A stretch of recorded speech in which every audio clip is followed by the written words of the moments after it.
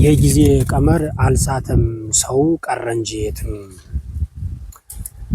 በጊዜ ሲነገረን የነበረው ዘመናዊ ቴክኖሎጂ መጥቶም ሳይመጣም በልጅነታችን እንደዋዛ ስንሰማቸው የነበሩት ያለ ስህተት ደረሱ። ሰው ደግሞ የትም ቀረ። ልክ እስከዛሬ እንደማቀርብላችሁ ዛሬ በአዲስ ቪዲዮ መጥቻለሁ። ሰላም ጤና ይስጥልኝ ውድ ኢትዮጵያውያን የዛሪስ ጣላ ቤተሰቦች፣ በመላው ዓለም የምትገኙ እህት ወንድሞች በሙሉ፣ እናት አባቶቼ፣ ወዳጆቼ ሁላችሁ በልዑል እግዚአብሔር ስም እንደምሰነበታችሁ እንዴት ናችሁ? ሁሉ መልካም፣ ስራ፣ ኑሮ፣ ጤና ባላችሁበት ሁሉ መልካም ነው። እኔ ልዑለ ባህሪ እግዚአብሔር አምላክ የተመሰገነ ይሁን ደህና ነኝ። በውጣ ውረድ ውስጥ ቢሆንም የተለያየ ቦታ ላይ በተለያየ መንገድ እንደ እግዚአብሔር ፈቃድ አለሁ። ጸሎታችሁ እየረዳኝ ከክፎች ወጥመድ እያወጣኝ እግዚአብሔርም ቸርነቱ በስቶልኝ ምሕረቱ የማያልቀው አምላክ በምሕረቱ እየጎበኘኝ እስካሁን አለሁ እና የእግዚአብሔር ቸርነት ምሕረት ከሁላችን ጋር ይሁን። መብርሃን እግዝእትነ ማርያም ሁላችንም ተጠብቀን ቃል ኪዳኑ አይለየን። እግዚአብሔር ለሀገራችን ኢትዮጵያ የሚታደግላትን ሰማዕት የሚጠብቃትን መልአክ ያስነሳልን ያሳየን። እርግጥ ነው የሚጠብቃት መልአክ አለ። የሚታደጓት ሰማዕታትም እልፍ ናቸው። እስከ ዕለተ ምጽአት አይቆሙም። እስከዛች ጊዜ ድረስ ይኖራሉ። ክፉዎች ደግሞ ይጠፋሉ። ነገር ግን በደረቅ አበሳ እርጥብ ይቃጠላል ነውና ለበደለኞች ለኃጢአተኞች የመጣ ቅጣት በዛ መካከልም የማናስባቸውን ሰዎች አብሮ ጠራርጎ ይወስዳል። ነፃነት ሞተ፣ ነፃነት ደግሞ መጣ። ይሄ ምስጢር ነው። ለመተርጎምና እንትን ለማለት ብላችሁ እንዳትሰቃዩ። ጊዜው ከጊዜው ጋር የሚሄድ ማስተላለፍ የፈለኩት መልእክት ስላለ ነው። መረዳት በምትችሉት በጎ በሆነ ነገር ተርጉሙት፣ በምትችሉት ልክ ማለት ነው። ከዛ ውጭ ደግሞ ማለፍ የተሻለ ነው ብዬ አስባለሁ። እናም ዛሬ የመጣሁበት ርዕሴ ምንድነው? የጊዜ ቀመር አልሳተም ሰው ቀረ እንጂ የትም በሚል ርዕስ ነው የመጣሁት። አባቶቻችን ሲነግሩን የነበረው እያንዳንዱ ነገር በቅደም ተከተል ሳይዛባ እየመጣ ነው። ከውጭ ሀገርም ከሀገር ውስጥም የተነገረን ሂደቱን አልሳትም። እኛ ግን በመቸኮልም ተስፋ በመቁረጥም በስጋ ድክመትም በጉስቁልናም ውስጥ ስለሆነ ያለነው ተስፋ በመቁረጥ በጣም በመቸኮል የምንጨብጠውን በማብዛት መጽኛ አተን እየተቅበዘበዝን ያለን ብዙ ሰዎች አለን። ግን ልነግራችሁ የምችለው እና የምወደው ነገር ምን እንደሆነ ታውቃላችሁ? ተጠንቀቁ። በዚያን ጊዜ ተጠንቀቁ። ሁል ጊዜም እንደምላችሁ የሚያድነን የሚታደገን ወይም ደግሞ ከመዓቱና ከመቅሰፍቱ ድኖ ደግ ከሆነ ጊዜ የሚደርሰው ሰው ሃይማኖቱ ከምግባሩ ጋር የተስማማለት ብቻ ነው። እዚህ ላይ ትኩረት አድርጉ። ከዛ ውጪ መንጋውን ይሸክፋሉ የምንላቸው ሰዎች መንጋው ሲበትኑት ባይናችሁ በብረቱ ታያላችሁ። እያየንም ስለሆነ ስለ አንድነት ያስተምራሉ የምንላቸው ሰዎች እዛም ከፍታ ላይ የደረሱት በክፋታቸው ስለሆነ ክፋትን አሳልጠው ቀምረው መናገር ሲችሉ ለአንድነትና ለደግነት ለመናገር አይችሉም። ባህሪያቸው ስላልሆነ ግብራቸው ስላልሆነ አንደበታቸው ይታሰርባቸዋል። ቢናገሩም አይሰምርላቸውም። የልብ ደስታ በግንባር እንዲታይ እውነተኛ ቃልም በህዝቡ የሚሰርጸውና እውነቱ ነው የሚስማማው ሰው የሚኖረውን ሲያደርግ ሲናገር ብቻ ነው። ነገር ግን ህዝቡን ጠልተው ገንዘቡን ይወዱታል፣ ቤተክርስቲያንን ጠልተው ቅርሷን ታሪኳን የኛ ነው ይላሉ፣ ይጎመጁበታል። እኛም ደግሞ ወንበዴዎቹን ክፋት ሰድረው ጻድቅ ለመባል ከጀርባ ተደብቀው ተዋናይን አስቀድመው ይበጠብጡናል። ይህ እንደሚሆን ቀድመው አባቶቻችን ነግረውን ነበር። ይህ ጊዜ ሳይመጣ መጽሐፍት አስረድተውም ነበር። ስለዚህ አሁን ስላለንበት ቴክኖሎጂ፣ ስለምንጠቀመው ስልክ አባቶቻችን ቀድመው ነግረውናል። ቤተክርስቲያን ቀድማ ነግራናለች። እንኳንስ ሌላ የዓለም ፖለቲካ መለያው አርማው ሎጎ እንኳን ምን እንደሚሆን ሳይቀር በግልጽ የኛ ሃይማኖት እናንተም የምትከተሏት የምታምኑባት እኔም የምከተላት የማምንባት ኦርቶዶክሳዊት ተዋህዶ ቤተክርስቲያን ነግራናለች። እሷ መናገሯ እውነት ሲሆን መዘገቧን በትክክል ሲሆን እኛ አማኞቹ ደግሞ ተረድተን ምስጢሩ ገብቶን ማወቅና መጠንቀቅ መጠበቅና መደበቅ አልቻልንም። እንችላለን ቢል እንኳን እንደ ዘመናዊው ዓለም እንደ ኳሱ ዓለም እንደ ኮንሰርቱ ዓለም ከዛ መሪ የተባሉት ሰዎች ኃላፊነት የተሰጣቸው ሰዎች ሁካታውንና ጭብጨባውን ማስመሰሉንና መታየቱን እንጂ መኖሩን ግድ አይሰጣቸውም። እንደዚህ ቢሆን ሁላችን ጠፍተን አሁንም አንገናኝም ነበር። ነገር ግን ከእንደዚህ ያለው ሁሉ ስራ ርቀው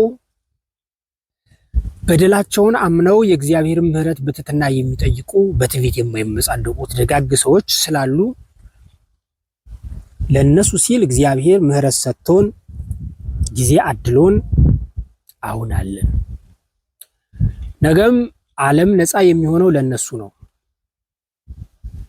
ለኛም ለበደለኞችም ነፃነት ለሚገባና ለምንደርሰው ጊዜ እንድንደርስ የሚያደርገን የደጋጎቹ የዋሃን ክፋት የሌለባቸው በማስመሰል ለማይሄዱ በእውነት ለሚራመዱት ተርበው ለሚያበሉት ተጠምተው ለሚያጠጡት ተገፍተው ሰላም እንደሆነ ለሚናገሩት ለነሱ ሲል ሰላም ያመጣልናል። እግዚአብሔር ሰላማዊውን ጊዜ ያቅርብልን። ከዚያ ውጪ አሁን እየሆነ ስላለው ነገር ጋዜጠኞች ስለሚዘግቡት ነገርም በየጊዜውም የተቀመጡት ሰዎች ስለመጣልን ስላገኘን ስለሚሉት ነገር ከዚህ በፊት የሰሩት ቪዲዮ እያንዳንዱን ነገር እየገባችሁ ብታዩ አሁን እየሆነ ያለው ነገር ይገባችኋል። ስለዚህ አሁን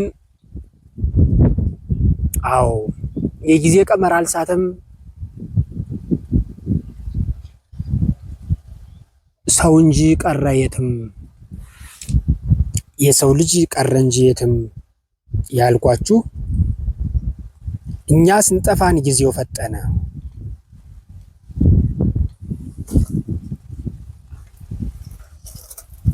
የተሰጣቸውን ተዋናዮች አትዩዋቸው።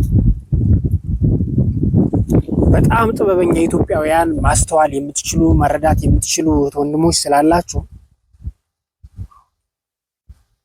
አንድ ምስጢር ልንገራችሁ።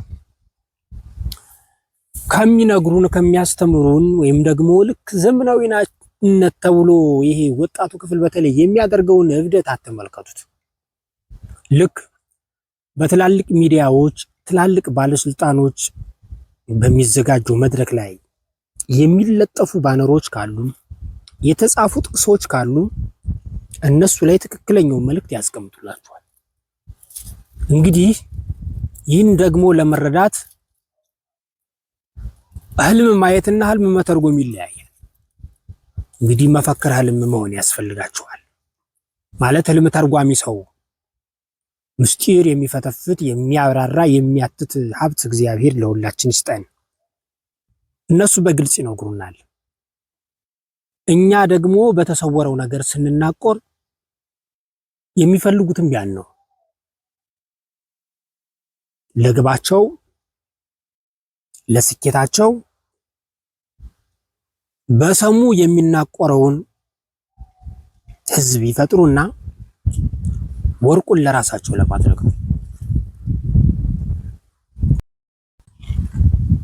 እንደዚህ በሚያደርጉት ውስጥ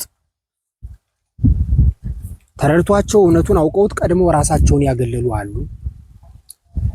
ሰማዕት የሆኑ አሉ። ትክክለኛውን ጊዜም አሁን ጊዜው እንደደረሰ የነሱንም ጊዜ የሚጠብቁ አሉ። አናብስት ተርበዋል። የተራቡት አናብስት ምግብ አጥተው አይደለም፣ ቢነሱ ነገር ስለሚበላሽ ጊዜው ስላልሆነ። አናብስቱ ተርበው ቁጭ ብለዋል። በፊታቸው ጅብ፣ ቀበሮ፣ ተኩላ እንደፈለገ እየተረማመደ ዝም ብለዋል። አናብስቱ የሚፈልጉት ጅብና ቀበሮውን ያሰማረውን ጉርቦውን ይዞ ካፈሩ ጋር አደባልቆ በክርናቸው አድቀው በጥርሳቸው ነክሰው መብላት ነው የሚፈልጉት።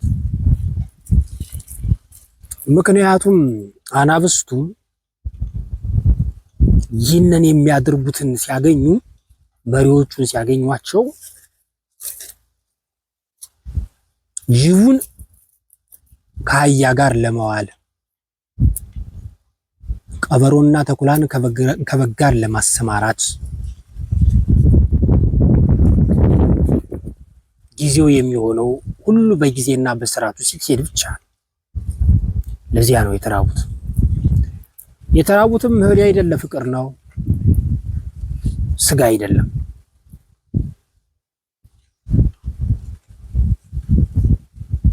እናም እግዚአብሔር ይህንን ያክል ጊዜ ሊያረዝምብን ፈልጎ አልነበረም። አረዘመብን፣ ምሕረቱ በዛልን። ስቃይ እየታየ አይደለም ለምትሉኝ፣ ኧረ ጎበዝ እንደተነገረን አይደለም፣ ገና አልደረስንበትም። እግዚአብሔርም በዓይናችን ያሳየን። እንደው እንደ እንቅልፍ እንደሰመመን ልፍ ብሎ የምንነቃበት ጊዜ ያድርግልን። ክርስቶስ ነው እኮ የተናገረው፣ ማንም ነብይ እኮ አይደለም። በእኛ ዘመን የሚመጣው መዓት እስከዛሬ ታይቶም ተሰምቶም የማይታወቅ ዓለም ከተፈጠረም ሆኖ የማያውቅ እልቂትና ውድቀት፣ የእርስ በርስ ፍጅትና ንክሻ ይሆናል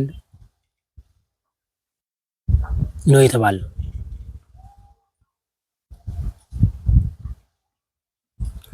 የሰው ልጅ መሞት ይፈልጋል፣ ሞት አያገኝም የተባለበት ጊዜ ይሄ ነው። አርጅታት ሞትም እንደወጣ ትቀራለህ ማለት ነው። ከዛ ውጪ በኑሮ በቤቱ በትዳሩ በእህት በወንድሙ በቤተሰብ በእናት በአባቱ በጎረቤቱ ሁሉ ላለው ዙሮ አብቅቶ ያግመተመተ ይኖራታል እንጂ አይሞትም። ሌላው ደግሞ ምንም ሜሉ ዝም ብሎ ባልታሰበበት ይወጣ ይቀራል። እስኪ ራሳችሁን ዘወር ዘወር ብላችሁ እዩት። ካጠገባችሁ ሩቅ አትሄዱ። ይሄን ለመረዳት ካጠገባችሁ ያለው ዙሪያ በቂያችሁ ነው። እና እስከዛሬ የተነገረን እያንዳንዱ ነገር በቅደም ተከተል እየሆነ ነው፣ ሆኗልም ይሆናልም። እና አሁንም በጎ የምታደርጉት አሁንም በጎነታችሁን ቀጥሉበት። መልካም የምታደርጉት አሁንም መልካም የሆነውን ባህሪያችሁን እግዚአብሔር አይለውጥባችሁ። ከዚያ ውጪ ደግ ሆነው ትትና ሊያስተምሩን የተዘጋጁ ሰዎች በጣም ትንሽ ስለሆኑ እግዚአብሔር የሚያዘጋጃቸው እግዚአብሔር እንደሚያደርግላችሁ አምናችሁ በጎውንና መልካሙን ነገር ሁሉ ጊዜ አድርጉ እንጂ ከሰዎች ውለታን አትጠብቁ። በከንቱ ውዳሴ ራሳችሁን አታጥፉ። ልነግራችሁ የምችለው ሁሉ ጊዜ በከንቱ ውዳሴ ራሳችሁን እንዳታጠፉ። ከንቱ ውዳሴ ማለት መሬት ላይ ስም ሰጥቶ በሰማይ ዓለም ራቁትን የሚያስቀር አደገኛ የዲያብሎስ ወጥመድ ነው።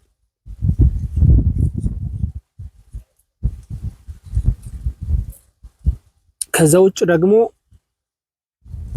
የልባችሁ መሻት በአደባባይ ምስጋና የሚከናወንልን ከመሰላችሁ አይሆንም።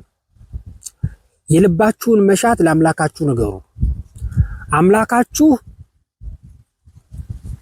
ሳትጠይቁት ፈጽሟል። አምላካችን ሳንጠይቀው ያከናውንልናል፣ ይጠብቅናል። ያን ለሚያደርገው አምላክ ለሃይማኖታችን በጎ ለምናደርገው ነገር ሁሉ ስናደርግ እሱ የሰጠንን ለሱ እንደምናደርገው ብቻ መገንዘብ፣ ይሄ ነው መንገዱ።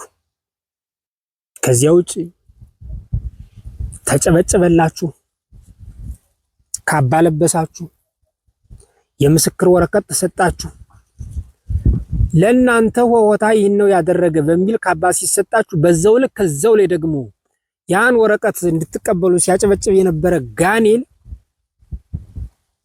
በከንቱ ውዳሴ አንዱን ላይ ከሰፈረበት በላይ የኛ ወዳጆች አይደሉም የነገለው ወዳጆች ናቸው በሚል እዛው ሁለት ክፍል ከፍሎ ናላችሁን ያዞረዋል። የከንቱ ውዳሴ ጣጣው ይሄ ነው። ያደረገችሁትን ጽድቅ ለምን እንደዚህ አድርጌ እንደዚህ ሆንኩ ብላችሁ እንድትሉ የሚያደርገው ዋናው ወጥመዱ ይሄ ስለሆነ ነው። ዝም ብላችሁ ሄዳችሁ ዘወር ካላችሁ እዛ ቦታ የምታደርጉበት መልካም የምትሰሩበት አባቶች ካህናትም ትላልቅ ገዳማውያን መነኮሳትም ሊሆኑ ይችላሉ። በሚደግሟት ዳዊት በሚደግሟት ውዳሴ ማርያም በሚጸልዩት ሰላም ለኪ ዕቀብ ሕይወቶሙ ወሥራይ ኃጢአቶሙ ካሏችሁ ይሄ ነው የምስክር ወረቀት ማለት። ብላይ በለው ሌባ አይሰርቀው። ማንም ሰው ፋይሉን ቀዶ ደልቶ ፍቆ አያጠፈው በሰማይ ድምጽ ስለተያዘ። ያቺ ጸሎት ግን በሰማይ መንግስተ ሰማያትን ስታወርስ በምድር ከሰማይ መዓት ከምድር መቅሰፍት ትሰውራለች። ይሄኛው ወረቀት ግን መታወቂያ ይጠፋል፣ ይቃጠላል፣ በቃ አለቀ። ቴክኖሎጂም ይወድማል። እንግዲህ ልብ ማለት የእናንተ ፈንታ ነው እና ጊዜው ጥሩ ነው። ቴክኖሎጂውም ምንም አይልም። ግን ሰው እኛ የትም ነው የቀረነው፣ ጠፍተናል። በእውነትም ስንሄድ በፍሬው መርምሮ በሃይማኖቱ አውቆ ከመረዳት ይልቅ በመታወቂያና በብሔር በጉስና በምን ሆኗል። እግዚአብሔር ይህን ጊዜ ያሳልፍልን፣ ቸርነቱ አይለየን።